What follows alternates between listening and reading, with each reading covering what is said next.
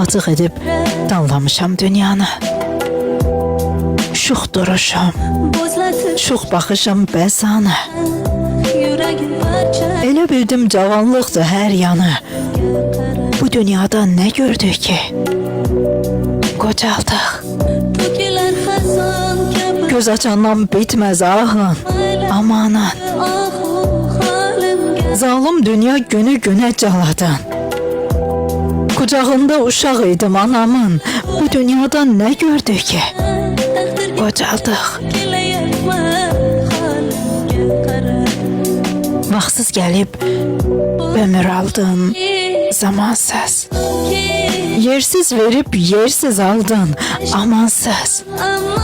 Bircə günü yaşamadıq imansız. Bu dünyada nə gördük ki? Qocaldıq. Göz vermisən, bir də işıq verəydin.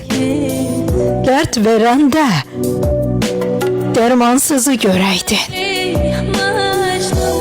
Bircə bizdən dərd, kədəri siləydin. Bu dünyada nə gördük ki?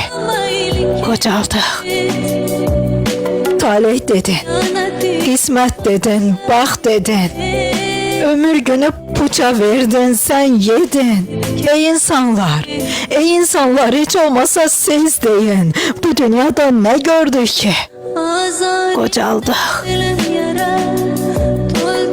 Ömür günü yarpaq kimi saraltdın.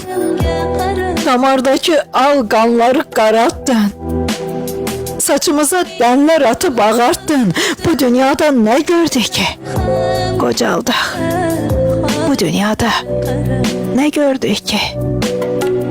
Qocaldıq.